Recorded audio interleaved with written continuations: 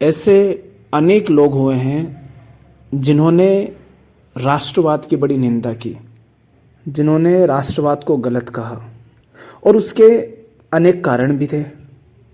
उन्हीं में से एक हैं जय कृष्णमूर्ति।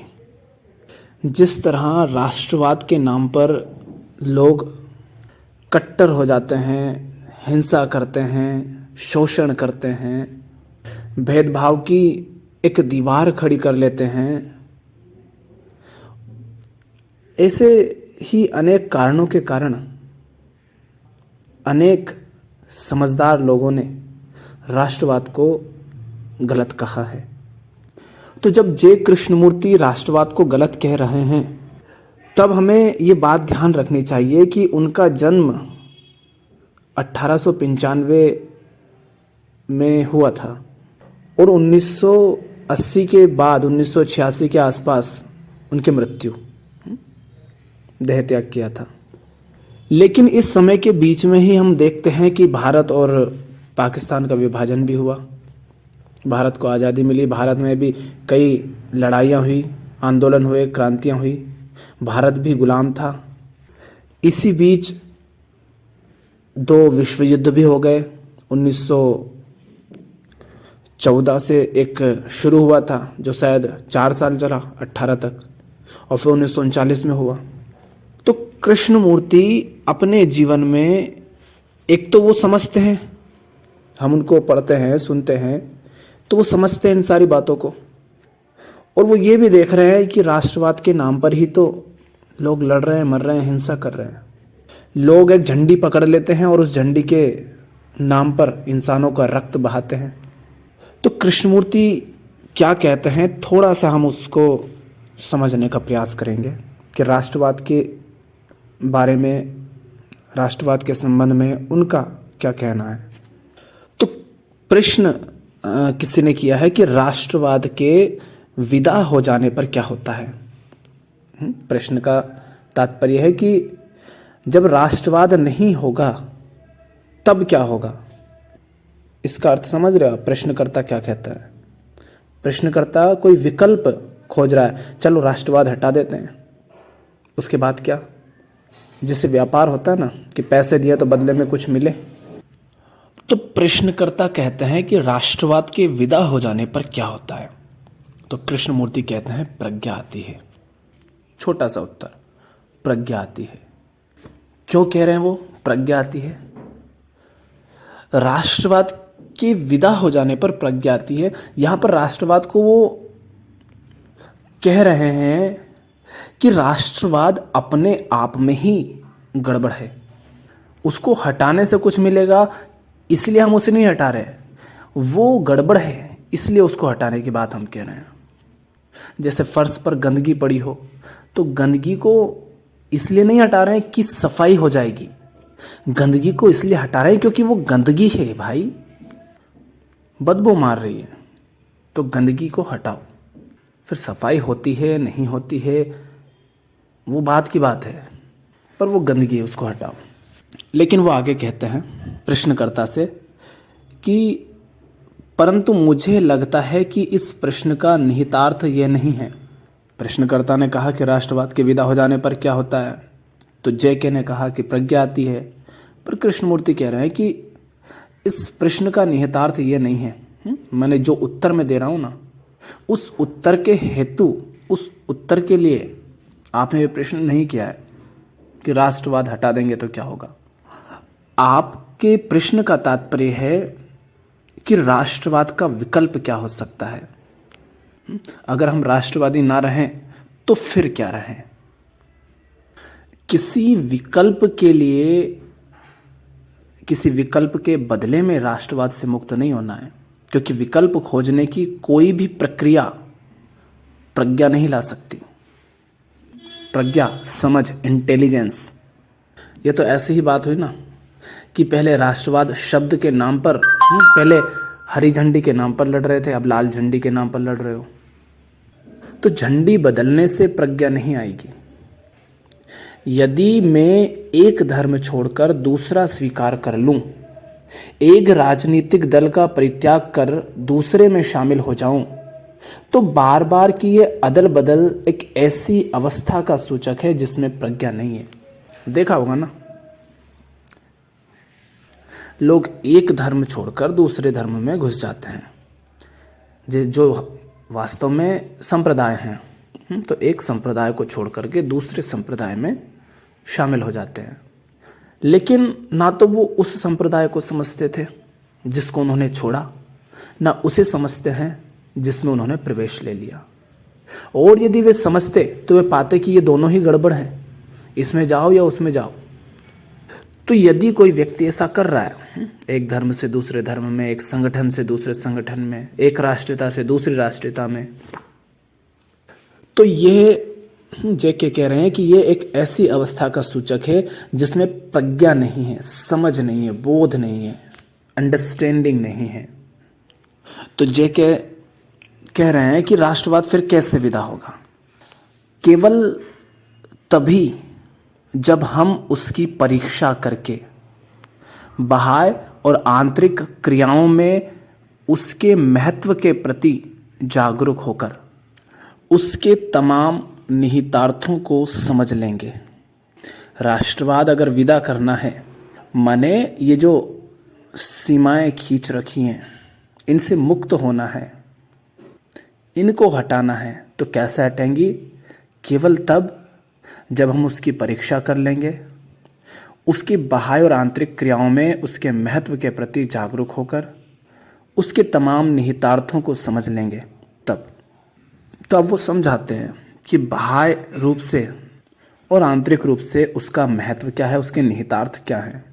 बाह्य रूप से राष्ट्रवाद क्या करता है, बाहरी रूप से, आंतरिक रूप से उनका तात्पर्य है मनोवैज्ञानिक तल पर, और बाहर से ये जो सारा कामकाज का खेल चल रहा है। तो कह रहे हैं बाह्य रूप से राष्ट्रवाद क्या करता है? बाह्य रूप से राष्ट्रवाद लोगों को वर्गों में, श्रेणियों में विभाजित करता है, युद्ध और विनाश लाता है, और इस बात से कोई भी जागरूक व्यक्ति परिचित है। जो कोई भी जागरूक व्यक्ति है वो इस बात को समझता है कि राष्ट्रवाद केवल लोगों को वर्गों में बांट देता है, श्रेणियों में विभाजित कर देता है और युद्ध और विनाश लाता है। और भीतरी तौर पर क्या होता है? भीतरी तौर पर मानसिक रूप से किसी महान तत्व से, किसी देश से, किसी धारणा से अपना तादात्म्य कर लेना आत्मविस्तार का ही एक तरीका है। कह रहे हैं कि बाहर तो ये दंगे करवाता है, लड़ाई झगड़े करवाता है, बांट देता है। देखते हैं ना हम, कोई चमड़ी के रंग से बट जाते हैं, काले, गोरे, सांवले, भूरे लोग जाति के नाम से बढ़ जाते हैं, धर्म के नाम से बढ़ जाते हैं, राष्ट्र के नाम से बढ़ जाते हैं, और फिर ये आपस में ही लड़ते रहते हैं। क्यों लड़ते हैं? युद्ध क्यों होते हैं? विनाश क्यों होता है? क्योंकि यहां पर दो हो गए ना, दो माने द्वैत हो गया ना, एक से अधिक माने द्वैत। तो जब द्वैत होता है तब वो एक दूसरे से ही भयभीत होते हैं। उसे लगता है कि ये मेरे ऊपर चढ़ जाएगा, उसे लगता है ये मेरे ऊपर चढ़ जाएगा। इंसान की अब राष्ट्र अपने आप में तो कुछ नहीं है ना, राष्ट्र में जो लोग हैं उनसे राष्ट्र बनता है, और लोग अहम से संचालित है, और अहम सदा अपने को फुलाना चाहता है और उसे डर भी रहता है कि कोई मुझे मिटा ना दे। तो मिटने के भय से वो अपने आप को शक्तिशाली बनाना चाहता है और फैलाना चाहता है। तो चढ़ता रहता है, घुसता रहता है, कभी इधर कभी उधर, कभी इसका मालिक बनने की कोशिश करता है, कभी उसे लूटने की कोशिश करता है। तो जब वर्ग बढ़ जाते हैं, विभाजन हो जाता है, द्वैत खड़ा हो जाता है, सीमा खिंच जाती है, तो सीमा की रक्षा के लिए लोग खड़े हो जाते हैं, आपस में तुलना होने लगती है। और हमारे आसपास ये सारी दौड़ जो हम देखते हैं वो किसकी दौड़ है? वो तुलना की ही तो दौड़ है। तो जब सीमाएं खिंच जाती है, वर्ग बढ़ जाते हैं, तो तुलनाएं होती हैं। तो इस तरह से बाहरी रूप से राष्ट्रवाद लोगों को बांट देता है, और आंतरिक रूप से क्या करता है? वो भीतरी तौर पर मानसिक रूप से किसी महान तत्व से, किसी देश से, किसी धारणा से अपना तादात्म्य कर लेना आत्मविस्तार का ही एक तरीका है। अब आप हो छोटू से नुन्नू लाल, रह रहे हो भारत के मध्य प्रदेश के किसी छोटे से जिले के छोटे से गांव की एक छोटी सी झोपड़ी में, आपको कोई जानता नहीं, कोई पहचानता नहीं, लेकिन जैसे ही कोई घटना दुर्घटना होगी और आपने कह दिया मैं हिंदू, मैं भारतीय, और मैं बौद्ध, मैं जैन, मैं सिख, मैं मुसलमान, जो भी, तुमने नारा लगा दिया और वीडियो वायरल हो गया कि देखो हिंदू के साथ ये हो रहा है, देखो ST SC के साथ ये हो रहा है। तुमने वो जो वर्ग बटे है ना, उस वर्ग की कोई पहचान है और उससे अपने आप को जोड़ दिया। तो ये एक तरह से तो सुख भी मिलता है कि देखो मैं इतनी बड़ी संस्था का, इतने बड़े संगठन का हिस्सा हूं। इससे क्या होता है? इससे मैं का विस्तार होता है, अहम का विस्तार होता है। देखो मैं कौन हूं? मैं वो हूं जिसकी संख्या भारत में सबसे अधिक है। मैं कौन हूं? मैं अमेरिकी हूं। और अमेरिका क्या है? वो शक्तिशाली देश जिसके पास बहुत पैसा है। तो एक तरफ तो ये सुख मिलता है, दूसरी तरफ सुरक्षा मिलती है। आप अकेले हो, समाज में मान लो हर व्यक्ति किसी न किसी धर्म, संगठन, संप्रदाय से जुड़ा हुआ है, लेकिन आप किसी से नहीं जुड़े हो। आप यही तो डर रखता है ना सबको कि अच्छा अगर मैंने राष्ट्रवाद को महत्व नहीं दिया, उससे विदा ले ली, तो मैं तो अकेला पड़ जाऊंगा। मैंने अगर सारे संप्रदायों से छुट्टी पा ली तो मेरे साथ खड़ा होने वाला तो कोई नहीं है ना। तो एक ही सुरक्षा का भाव भी अंदर रहता है। तो एक तरफ तो राष्ट्रवाद लोगों को वर्गों में बांट देता है और दूसरी तरफ अहम विस्तार और सुरक्षा का भाव भी अंदर से पैदा करता है। इसलिए लोग उसको पकड़ के रखते हैं, उससे चिपके रहते हैं, उसे छोड़ना नहीं चाहते। और जैसे ही उस पर कोई चोट करता है, माने मैं जुड़ा हूं, मान लो राष्ट्रवाद हूं और भारत से जुड़ा हुआ हूं, मेरी राष्ट्रीयता क्या है कि मैं भारतीय हूं। तो जैसे ही भारत पर कोई चोट करेगा, मैं डर जाऊंगा कि अरे खतरा आया, और मैं हिंसक हो जाऊंगा, उत्तेजित हो जाऊंगा। जैसे मेरा घर है, मैं अपने घर से चिपका हूं और कोई मेरे घर की दीवार तोड़ने आएगा तो मैं उत्तेजित हो जाऊंगा। यहां सही गलत बहुत सारी और बातें हो सकती हैं, लेकिन हम वो समझना चाह रहे हैं कि जब हम राष्ट्रवादी या किसी संगठन, किसी संप्रदाय से जुड़ जाते हैं तब होता क्या है। तो एक तो बाहरी तौर पर वर्गों में हम सब बढ़ जाते हैं, लोग बढ़ जाते हैं, और अंदर से अहम विस्तार पाता है और स्वयं को सुरक्षित महसूस करता है। समाज में कितनी घटिया चीज़ें हैं, कुरीतियाँ हैं, परंपराएं, मान्यताएं, फिर भी जानते हुए भी कई लोग उसे नकार क्यों नहीं पाते, क्यों नहीं उसका विरोध कर पाते? क्योंकि अगर उन्होंने उसका विरोध किया तो वो अकेले पड़ जाएंगे ना। उस व्यवस्था को अगर उन्होंने नकारा तो वो अकेले हो जाएंगे ना। तो व्यवस्था में ये सुख रहता है कि मैं अकेला नहीं हूं, मेरे साथ भी कोई है। तो कृष्णमूर्ति कहते हैं कि किसी छोटे से गांव में या बड़े शहर में या कहीं भी जब मैं रहता हूं तो मेरी कोई गिनती नहीं होती, परंतु यदि मैं किसी बड़ी वस्तु के साथ, किसी देश के साथ जुड़ जाता हूं, खुद को हिंदू कहता हूं, तो मेरे अहंकार को गौरव मिलता है। इससे मुझे तुष्टि, प्रतिष्ठा तथा खुशदिली का एहसास होता है। किसी बड़ी चीज के साथ तादात्म्य कर लेना उन लोगों की एक मनोवैज्ञानिक जरूरत है जो ये महसूस करते हैं कि आत्मविस्तार आवश्यक है, और इससे लोगों के बीच द्वंद्व और संघर्ष का जन्म होता है। तो राष्ट्रवाद से केवल बाहरी समस्याएं पैदा नहीं होती, बाहरी द्वंद्व खड़े नहीं होते, बल्कि आंतरिक कुंठाएं भी पनपती हैं। और जब हम इस बात को समझ लेते हैं, जब कोई व्यक्ति राष्ट्रवाद की इस समस्त प्रक्रिया को समझ लेता है, तो इसका उन्मूलन हो जाता है। माने वो राष्ट्रवाद के नाम पर इस तरह से उत्तेजित नहीं होगा, उसमें बह नहीं जाएगा, अपनी जान वो उस तोते के अंदर नहीं रखेगा। जैसे देखा होगा ना, फिल्में और प्रोग्राम आते थे कि कोई होता था राक्षस, उसकी जान होती थी किसी तोते में, किसी और जीव में, और तोते को मार देते थे तो राक्षस मर जाता था। तो वो अपनी जान किसी शब्द, किसी कपड़े के तिरंगे में नहीं रखता।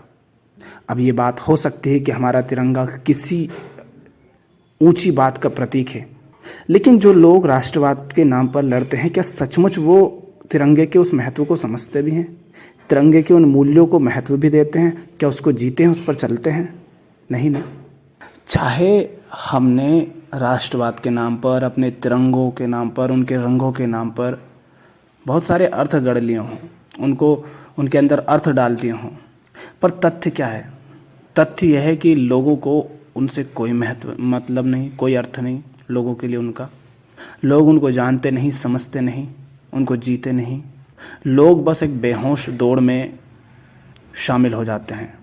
जिधर उन्हें भीड़ दिखती है, सुरक्षा दिखती है, जिधर उन्हें अपने अहंकार को और विस्तार देने का अवसर मिलता है, वो उधर शामिल हो जाते हैं। नहीं तो कल तक हिंदू के नाम पर गर्व करने वाला व्यक्ति अपने आप को मुसलमान बना लेता है, क्योंकि उसे उधर कुछ लाभ दिखा, उधर वाले को इधर कुछ दिखा लाभ, तो इधर आ गया। तो कृष्णमूर्ति कहते हैं कि जब कोई व्यक्ति राष्ट्रवाद की समस्त प्रक्रिया को समझ लेता है तो इसका उन्मूलन हो जाता है। राष्ट्रवाद की समझ प्रज्ञा द्वारा ही संभव है। इसके लिए यह आवश्यक है कि हम राष्ट्रवाद, राष्ट्र प्रेम की समस्त प्रक्रिया का अनुसंधान करें और सावधानी से इसका परीक्षण करें। इस परीक्षण से प्रज्ञा का आविर्भाव होता है और तब राष्ट्रवाद के स्थान पर किसी भी विकल्प को लाने की आवश्यकता नहीं रह जाती, क्योंकि जैसे ही आप राष्ट्रवाद के विकल्प के रूप में किसी दूसरी बात को, उदाहरण के लिए धर्म को स्वीकार कर लेते हैं, तो यह आत्मविस्तार का एक और साधन व मानसिक बेचैनी का एक और स्रोत बन जाता है। आप किसी विश्वास के जरिए अपने को पोषित करने लगते हैं। अतः किसी भी प्रकार का विकल्प, वह चाहे जितना आदर्शपूर्ण हो, अज्ञान का ही एक रूप है। ये तो वही बात हुई जैसे कोई व्यक्ति धूम्रपान की जगह चूसने वाली गोली, सुपारी अथवा ऐसे ही किसी पदार्थ का उपयोग करने लगे। जैसे कोई ध्यान की एक विधि को छोड़कर दूसरी विधि में रत हो जाए, कोई माला फेरने के स्थान पर नाम दोहराने लग जाए, कोई शराब को छोड़कर चाय की लत लगा ले। लेकिन यदि कोई व्यक्ति धूम्रपान की सारी समस्या को, आदत के स्वरूप को, उसके इंद्रिक अनुभूतियों को और तमाम मनोवैज्ञानिक आवश्यकताओं को वस्तुतः समझने लगे, तो धूम्रपान अपने आप छूट जाएगा। अगर व्यक्ति धूम्रपान की वो जो सारी समस्या है उसको समझ ले और जिस तरह उसको आदत लगी है उस आदत के स्वरूप को समझ ले और उसकी इंद्रियों को जो अनुभूतियां मिल रही हैं उनको समझ ले और उसको इन सब की मनोवैज्ञानिक आवश्यकता क्यों पड़ती है उसको अगर वो अच्छे से समझ ले, तो धूम्रपान अपने आप छूट जाएगा। उसके लिए कोई नया विकल्प खड़ा करने की आवश्यकता नहीं होगी। जैसे होता है ना, हम कहते हैं लोगों से कि ये पशुओं का दूध मत पियो, तो वो विकल्प मांगते हैं। विकल्प तो ठीक है, मिल जाएंगे, पर वो विकल्प मांगते हैं। वो ये नहीं देख रहे हैं कि जब आप पशु का दूध पी रहे हो तो उस पशु दूध में पीछे बहुत बड़ी हिंसा है। उस दूध के पीछे बहुत हिंसा छुपी हुई है। छुपी हुई क्या, बिल्कुल उजागर है, पर लोग उसे देखना नहीं चाह रहे। वो कह रहे हैं कि कैसे छोड़ें, कोई नया विकल्प बताओ, दूसरा विकल्प बताओ, सब्स्टिट्यूट। वो ये नहीं देख रहे हैं कि वो दूध पीना अपने आप में कितना गलत है, कितना हिंसा से भरा हुआ है। यदि व्यक्ति उसको समझ ले कि ये जो दूध है ये बहुत भारी हिंसा करके आ रहा है, तो व्यक्ति का दूध छूट ही जाएगा। वो उसको ये नहीं कहना पड़ेगा कैसे छोड़ूं, क्योंकि उसने बस ये जान लिया कि ये दूध आखिर है क्या, इसकी पूरी प्रक्रिया क्या है। तो प्रश्नकर्ता ने पूछा था ना कि राष्ट्रवाद अगर नहीं रहा तो क्या होगा, उसको हटा दिया जाए तो फिर क्या, माने कोई विकल्प। तो उसके उत्तर में कृष्णमूर्ति कह रहे हैं कि फिर विकल्प की आवश्यकता नहीं रहती यदि आप उसे ही समझ लें तो। अब आपके मन में, बहुत सारों के मन में ये भी आ सकता है कि अच्छा, हम राष्ट्रवादी नहीं रहे तो हम कहाँ जाएंगे, क्या करेंगे, कैसे रहेंगे। जब ऐसे सवाल उठे ना, तो जो व्यक्ति बोल रहा है उस व्यक्ति के जीवन को देख लिया करो। वो राष्ट्रवादी नहीं था, मान लो JK, तो वो कैसे रहा करते थे, उनका व्यवहार, उनका रहना, बातें, क्या वो नहीं रह रहे थे, क्या वो नहीं जी रहे थे? तो उनके जीवन को देख लिया करो। तो कृष्णमूर्ति कह रहे हैं कि समझना तो प्रज्ञा की पृष्ठभूमि में ही संभव है। जहां विकल्प की प्रक्रिया है वहां प्रज्ञा नहीं है। विकल्प खोज लेना तो एक तरह से खुद को घूस देना है।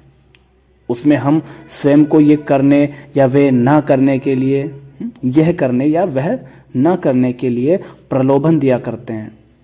राष्ट्रवाद अपने विषैलेपन, बर्बादी और दुनिया भर में चल रहे आपसी झगड़ों समेत तभी समाप्त हो सकता है जब प्रज्ञा विद्यमान हो। और प्रज्ञा केवल परीक्षाओं के पास करने से अथवा पुस्तकों के अध्ययन से नहीं आती। प्रज्ञा आती है जब समस्याओं के उपजते ही उनको समझ लिया जाता है, जब समस्याओं को उसके विभिन्न स्तरों पर समझा जाता है, न केवल बाह्य रूप से बल्कि उसके आंतरिक मनोवैज्ञानिक निहितार्थों में भी। तभी प्रज्ञा का उदय होता है। इसलिए जहां प्रज्ञा है वहां विकल्प की प्रक्रिया नहीं है। और जब प्रज्ञा आती है तो राष्ट्रवाद, राष्ट्र प्रेम, जो कि अज्ञान का ही एक रूप है, समाप्त हो जाता है।